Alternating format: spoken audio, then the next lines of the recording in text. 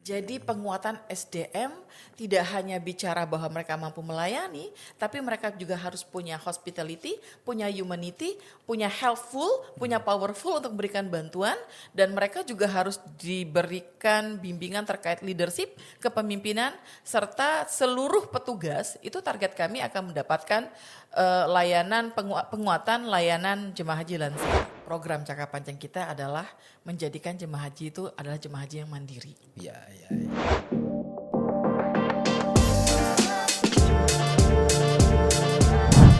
Ya ini kan begini, satu kloter khusus dicontohkan ya untuk embarkasi Balikpapan ya.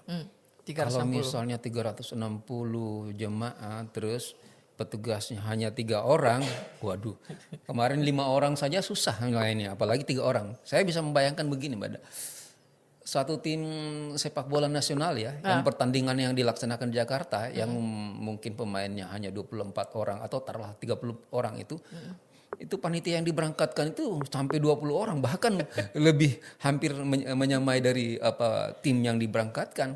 Tetapi ini petugas haji yang mengawal jamaah ke luar negeri, ini kita dibatasin hanya 3 orang. Saya bisa membayangkan bagaimana tugas yang dilaksanakan oleh petugas haji di sana. Jadi mungkin ada sedikit cerita kendala-kendala petugas selama mereka bertugas. Bagaimana misalnya kita menemukan petugas selama mereka bertugas, bagaimana susahnya petugas ya, petugas kloter ataupun petugas yang ada di Arab Saudi itu mungkin bisa ada gambaran dari Pak Eda. Jadi given, analoginya gini, saya dapat uang dari suami 100.000. Harus cukup gitu kan. Bagaimana istrinya memitigasi gitu kan masakan per hari-harinya. Begitu yang kita lakukan di Ditjen PHU Bang. Jadi gini, di kloter mungkin orang hanya melihat ada petugas 5 kloter. Ada ketua kloter, pembimbing ibadah, dan satu dokter dan 2 tenaga medis. Sesungguhnya dalam kloter sendiri ada ketua kloter, di bawahnya ada lagi tuh ketua rombongan, ada lagi ketua regu. Ditambah lagi dengan 3 PHD. 3 PHD ini secara juknis, secara aturan kami, itu ada yang memberikan layanan ibadah, ada layanan kesehatan, dan layanan umum. Nah ini mungkin yang akan kita maksimalkan Bang. Bagaimana caranya? Adalah penguatan pada saat bimbingan teknis. Jadi penguatan SDM tidak hanya bicara bahwa mereka mampu melayani, tapi mereka juga harus punya hospitality, punya humanity, punya helpful, punya powerful untuk memberikan bantuan, dan mereka juga harus diberikan bimbingan terkait leadership, kepemimpinan, serta seluruh petugas itu target kami akan mendapatkan layanan penguatan layanan jemaah haji lansia. Kalau tahun lalu kita hanya punya petugas khusus terkait dengan layanan lansia, sekarang seluruh petugas itu baik dari PPIH Arab Saudi, petugas kloter maupun tenaga musiman yang di Arab Saudi harus bisa melayani lansia. Iya. Dan kita sudah mulai melakukan pendekatan ke kawan-kawan CAS itu yang mereka yang punya keilmuan tersebut, dan kita berharap nanti pada saat pelatihan petugas di embarkasi maupun di Jakarta nanti itu akan kita terjunkan, dan narasumbernya harus dari pusat karena memang ini sesuatu yang unik gitu loh, sesuatu yang unik yang memang bukan dikuasai oleh Kementerian Agama. Jadi mereka akan roadshow bersama kita memberikan, dan semua mendapatkan hak yang sama Bang. Selain itu makanya kenapa kalau kita bahasa pemerintah Renstra ya, artinya program Cakra Panjang kita adalah menjadikan jemaah haji itu adalah jemaah haji yang mandiri. Ya. Mandiri gitu. Dan yang kedua adalah istitoah.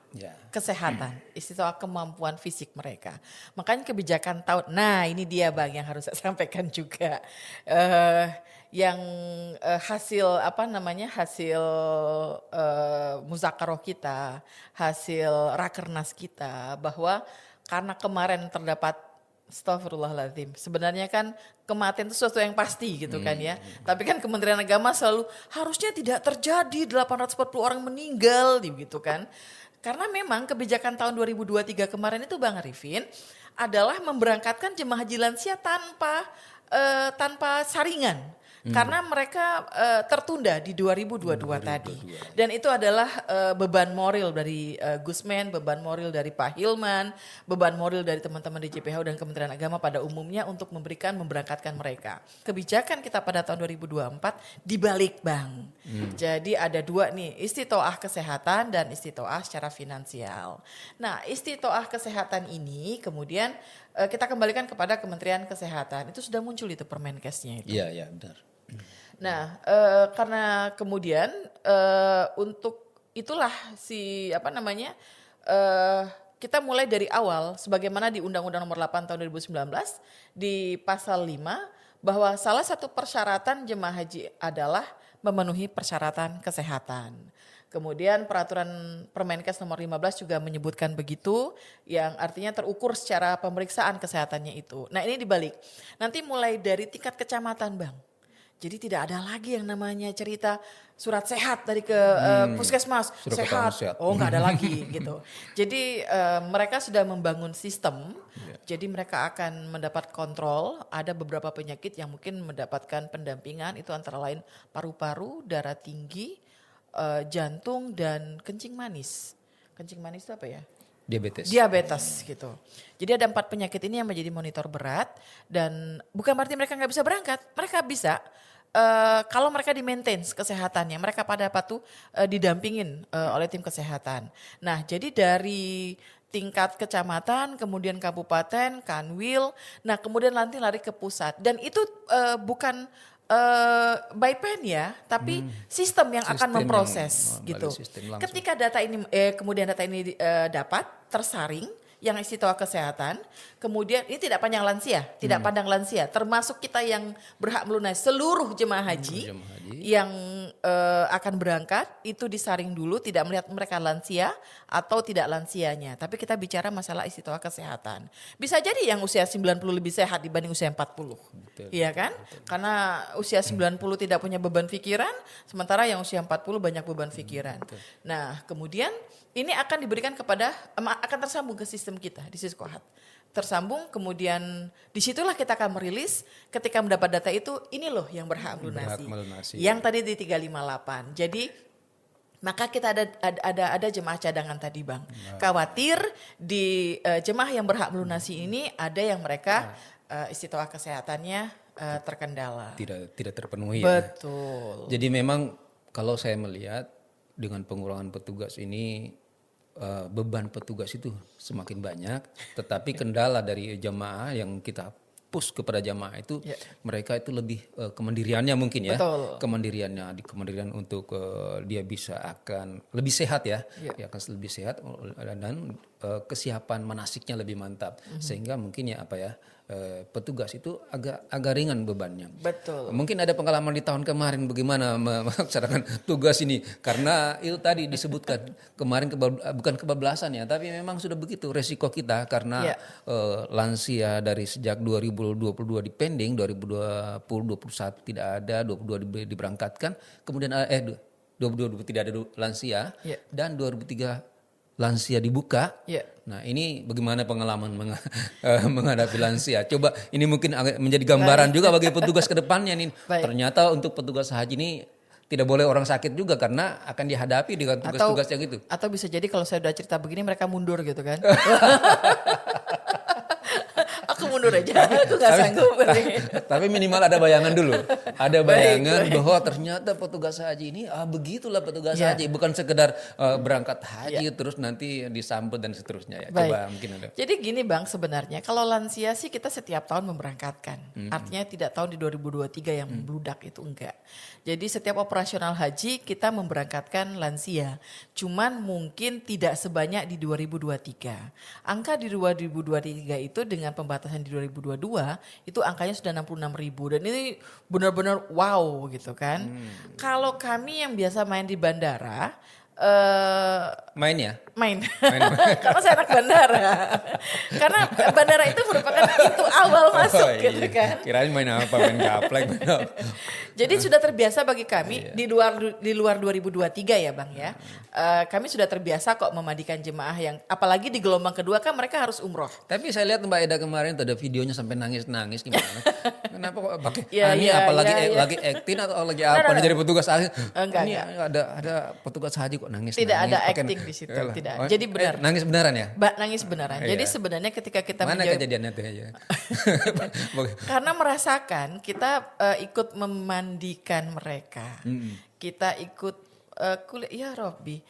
Kulit mereka tuh udah keriput gitu ya, sementara mereka tanpa pendamping karena kebijakan tahun lalu tidak ada pendamping, sehingga Gusmen maksimalkan pendamping memberangkatkan petugas. Tapi benar tambahan. Mbak Ida mandiin orang? Benar, Oh iya. benar. Saya mandiin mereka dan ngelihat rambut putih mereka tuh membayangkan itu adalah emak kita gitu loh.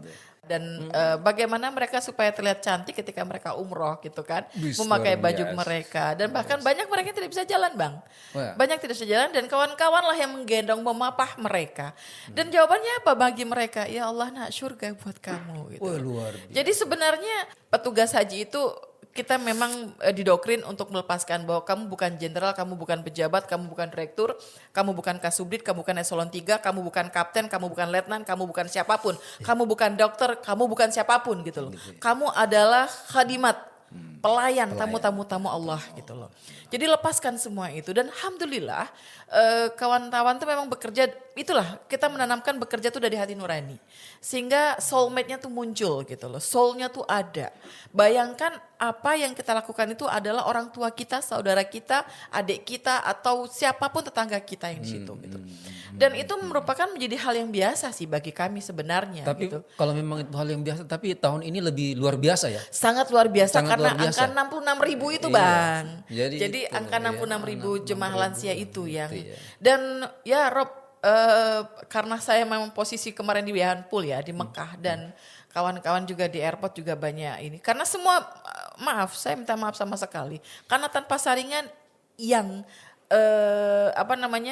yang stroke pun dikirim, yang cuci darah pun dikirim. Betul. Bahkan mereka ketika berada di Mekah pun tidak bisa ngapa-ngapain bang, hanya berada di hotel gitu loh. Jadi semua yang lakukan itu adalah seperti mereka umroh, mereka dibadalkan. Dibantu oleh teman yang lain. Ketika mereka, inilah kewajiban petugas gitu, kewajiban pemerintah Indonesia dalam hal ini Kementerian Agama, mereka yang tidak mampu untuk melakukan proses ritual ibadah, baik rukun haji maupun rukun umroh, itu dibadalkan sama kawan-kawan. Yang penting mereka diberangkatkan dan mereka berada di situ. Dan ini kita kerjasama bang, kerjasama dengan teman-teman, kita melihat fakta yang ada gitu. Mereka disafarifufkan, mereka dibadalkan, terus ada juga, kita juga menyiapkan bimbat ya, konsultan ibadah yang mereka moving ke hotel-hotel untuk memberikan pendampingan manasik terutama kepada lansia gitu. Kemudian perhatian juga kita sangat khusus kepada lansia kemarin bahwa mereka harus mendapatkan hak yang sama. Contoh misalnya, tapi mendapatkan pelayanan yang dari hati nurani. Ketika mereka berada di Mina, kita bawa, kemudian kita tinggalkan dalam satu hotel, kita siapkan ratusan petugas di situ untuk melayani mereka di situ. Petugas khusus untuk lansia. Jadi memang semua untuk petugas tahun ini harus bisa melakukan semuanya. Dengan kuota yang sedikit. Dengan kuota yang terbatas harus mampu untuk melakukan semua tugas-tugas itu. Sebenarnya itu dan challenge. biasanya itu tantangan loh sebenarnya. Dan biasanya begini, jemaahnya ini sebenarnya dia tidak tahu kalau dia sudah bisa tidak sanggup lagi berangkat. Dia tahu posisi dia. Cuman kadang-kadang keluarganya ini loh Mbak.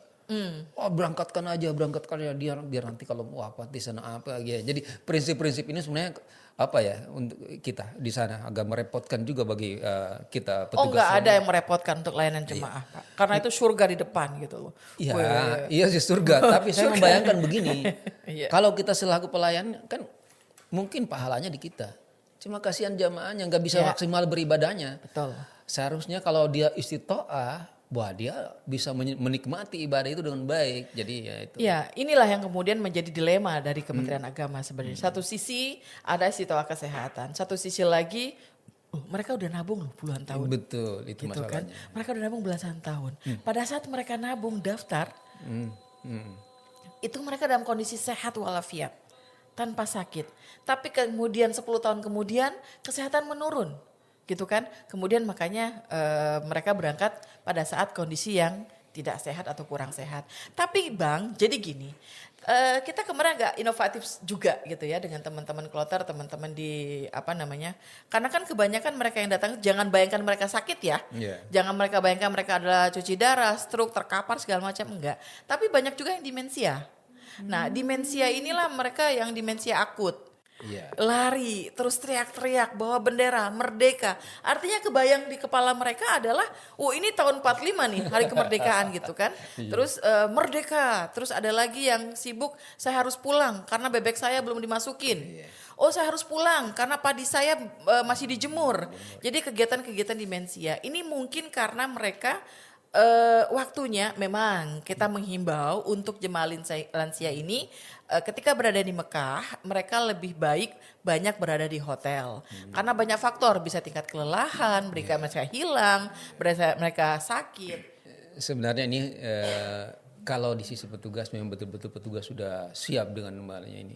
Cuman disayangkan juga kesempatan mereka sudah menunggu sekian tahun. Terus nanti mereka beribadah cuma sampai segitu saja yang mereka bisa lakukan di sana. Ini juga disayangkan. Sebenarnya kita berharap mereka itu berangkat beribadah, pulang menjadi haji yang mabrur. Mabrur. Ada segala doa mungkin, ada segala kesalahan, kesalahan dari sini dimaafkan, kembali menjadi suci bersih sampai ke tanah air. Itu yang kita harapkan sebenarnya. Ini Mbak Eda, masih banyak yang harus yang kita tanyakan. Masih banyak sekali, cuman mungkin kita dibatasi durasi waktu, durasi waktu nanti mungkin di sesi yang lain. Saya pikir kesempatan seperti ini yang membuat Mbak Eda jangan bosan ke Palu. Boleh nggak saya ke Palu lagi? Iya. Di Palu sekarang boleh. Oh jangan sakit. tapi ke Palu nggak boleh. Kalau di Palu sekarang boleh. Ya, jadi mungkin sangat banyak yang sebenarnya yang harus kita bahas. Cuman dalam satu sesi yang ini tidak mungkin karena. Tapi boleh nggak Bang saya menyampaikan beberapa hal? Ya, saya berharap itu. Jadi ada semacam closing statement dari Mbak Eda. Biar nanti closing statement ini membuat jamaah dan petugas dan calon petugas yang berikutnya akan menjadi perhatian kepada mereka sehingga mereka betul-betul bersiap kondisi penyelenggaraan haji di tahun 2024 nanti semacam apa kayak gitu. Ya, baik. gitu. Ya, jadi gini Bang, saya yakin nanti ada berapa kloter Palu? Selama ini 7 hampir 8. 8 ya. Yang 2023 barusan. Oke. Jadi sekitar 2000-an. 125. Oke. 225. Baik, Bapak Ibu jemaah haji dari Sulawesi Tengah. Iya. Ini langsung jadi pembimbing badan ya. Langsung jadi pembimbing badan. Iya. Jadi gini, pertama saya yakin Bapak Ibu bisa sangat bangga lah ya. Dan kita juga berkewajiban memberikan pelayanan terbaik sebagai tamu-tamunya Allah. Cuman memang ada beberapa hal yang perlu kami himbau kepada Bapak Ibu jemaah haji dari Sulawesi Tengah yang insya Allah akan diberangkatkan di 2024. Pertama bahwa siapkan kesehatan yang mandiri. Siapkan kesehatan yang mandiri. Walaupun mungkin Bapak Ibu itu tergabung dalam KBIH, tapi harus tetap mandiri. Karena KBIH itu pasti juga banyak lansia. Dan jangan lupa saling membantu, saling care. Karena mereka adalah saudara-saudara kita juga. Itu yang pertama. Siapkan fisik yang kuat. Kesehatan, istitoah yang kesehatan. Yang ketiga itu ya mulai masih ada kesempatan nih untuk membayar BPIH gitu kan ya. Iya, menyiapkan. Kita tunggu nanti berapa sih sebenarnya biaya penerbangan dari Balikpapan ke Arab Saudi pergi pulang, maka itulah yang akan jadi tambahan. Kemudian yang keempat, kami menghimbau terkait dengan barang bawaan. Terkait dengan kesehatan, istitoah, kemampuan finansial, kemandirian jemaah. Kami juga menghimbau terkait dengan barang bawaan. Manasik juga tidak kalah penting ya. Oh harus. Manasik itu Bapak Ibu harus jangan sampai ya dinikmati. Artinya yang rukun dulu utamakan. Gitu kan. Dan kita harus tahu kesehatan kita. Kalau ini saya minta maaf, ada memang KBH kebanyakan itu menjual gitu kan. Wah dengan KBHA umrohnya selama di Mekah bisa 15 kali. Jang. Rasulullah aja umroh cuma sekali selama musim haji gitu kan. 15. Dengan perhitungan gini, kalau umroh dari Balikpapan bisa 40 juta katakan ya. 40 juta sementara haji saya hanya bayar segini. Kan bisa dikalikan tuh 40 kali 15 gitu kan. Kali. Udah untung banyak. Bapak, Ibu, haji adalah ibadah fisik. Siapkan. Memang kita berada 5 hari berada di Arafah. 1 hari di Arafah, Musdalifah dan Mina di 3 hari. Itu kondisi fisik kita luar biasa dituntut. itu luar biasa, emosi kita dituntut gitu loh. Nah itu mungkin harus lebih disiapkan. Boleh umroh tapi ya diingat kembali karena kepadatan. Jutaan manusia dari seluruh negara itu ada di situ. Dan semua punya keinginan yang sama. Itu yang kedua. Terus yang ketiga terkait dengan ibadah fisik juga manasik yang ada saling mengingatkan. Jadi gini, kami yakin tidak hanya provinsi lain, tapi Sultan juga pasti punya jemaah haji yang membutuhkan bantuan. Jangan segan-segan saling membantu. Karena apa? Yang misalnya tetangga kita, oh ternyata dia belum melakukan lempar jumroh. Sementara kondisi kesehatan dia sedikit terganggu. Betul. Tidak ada salahnya kita ikut membadalkan itu. Toh sekalian hanya menyebut, melempar kita kemudian menyebut nama kedua yang kita bantu. Tidak memberatkan begitu. Jadi cukup ringan tangan aja. Terus saling mengingatkan bahwa oh ternyata yang sakit si fulan ini dia belum lengkap rukun hajinya. Lah kalau rukun hajinya belum lengkap berarti tidak sah hajinya. Iya. Gitu kan. Ini yang saling mengingatkan gitu. Nah kemudian kami juga menghimbau terkait pelayanan penerbangan Bang. Artinya saya yakin kok bapak-bapak banyak yang ahli hisap. Kalau mau bawa rokok boleh tapi maksimal 2 slop. Gak usah bawa beras lagi, gak usah bawa minyak. Karena di sana bin Daud banyak. Dan jemaah haji juga mendapatkan makanan. Bang selama untuk tahun 2024, pada tahun 2024 nanti ada 84 kali loh jemaah haji kita mendapatkan makan di Mekah. Di Mekah. 84 kali. Kemarin itu usulan termasuk H-1 sebelum Arafah dan H+2 setelah Arafah. Kalau kemarin kan gak ada ya, karena kesulitan kita. Maka pada tahun ini kita anggarkan itu. Itulah salah satu penyebab kenapa biaya BP itu naik gitu.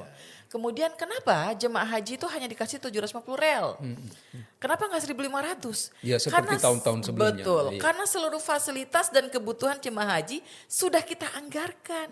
Berarti 750 real ini hanya untuk pakai belanja aja ya untuk beli kurma aja. beli kurma, beli dan kacang, oleh-oleh. Dan oleh-oleh. Nambah-nambah untuk cukup oleh-oleh. lah itu mah, cukup segitu. Cukup. Dan itu juga akan mengurangin bagasi jemaah ya, hanya 32 kilo.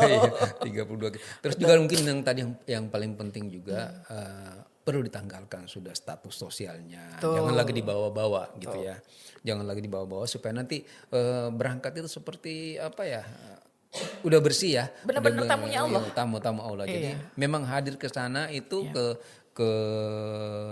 Arab Saudi dalam rangka ibadah haji memang untuk sekedar beribadah saja. Jadi tidak ada yang perlu dilayani, tidak perlu harus pakai spesial kayak gitu ya. Gak ada special treatment. Kita semua sama. Petugas pun kita ada yang jenderal loh Bang.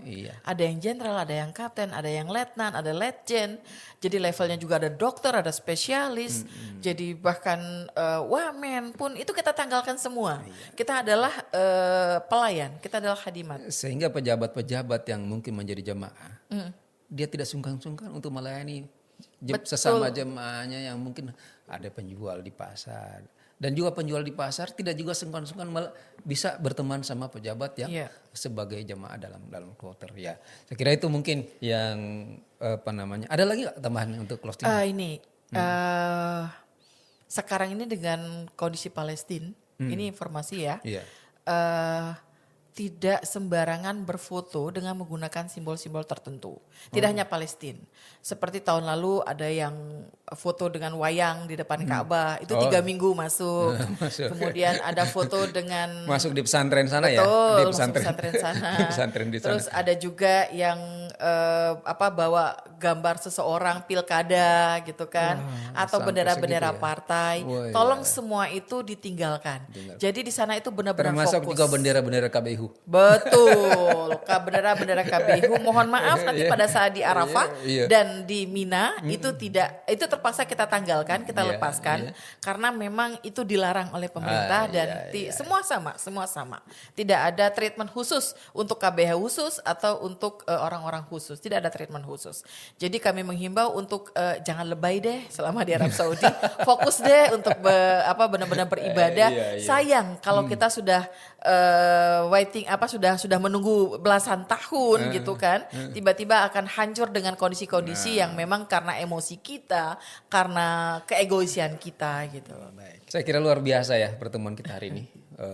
Banyak yang kita dapatkan informasi yang update ya tentang persiapan penyelenggaraan haji maupun pengalaman sebagai petugas maupun jemaah selama dalam melaksanakan ibadah khususnya di tahun kemarin. Kita berharap penyelenggaraan ibadah haji tahun 2024 nanti akan lebih baik daripada tahun-tahun sebelumnya, dan siapapun petugas nanti yang akan masuk dalam seleksi petugas tahun ini juga akan mempersiapkan diri, juga tidak terkecuali kepada jamaah. Dan kita berdoa tentunya kepada Ibu Eda sehat walafiat ya bersama keluarga. Enggak cuma saya juga mohon bantuan, doa dan support yang sebanyak-banyaknya kepada tim DJPHU dan Kementerian Agama pada umumnya agar kami bisa melaksanakan saya tugas dengan mendoakan maksimal. di sini dulu. Nanti saya kan belum selesai tadi. Oke. Mendoakan Mbak Eda sehat walafiat bersama keluarganya. Amin ya Rabbal. Dan seluruh tim DJPHU. Amin. Dan semua kita dalam lembaga Kementerian Agama dan keadaan sehat sehingga penyelenggaraan ibadah haji tahun depan kita benar-benar siap untuk melaksanakannya dan pelaksanaannya akan sukses. Saya kira itu dulu yang kita Terima bisa. kasih Bang Arifin, terima kasih banyak saya diberikan kesempatan emas pada siang hari ini. Nggak ada emasnya ya. Jangan bosan-bosan ya. Ada palu jadi ya. Yang ada palu. Jangan bosan-bosan ya Bang ya. Iya. Oke, baik. Kita akhiri mungkin sesi pada kesempatan ini dan sama-sama kita ucapkan alhamdulillahirabbil alamin. Assalamualaikum warahmatullahi wabarakatuh.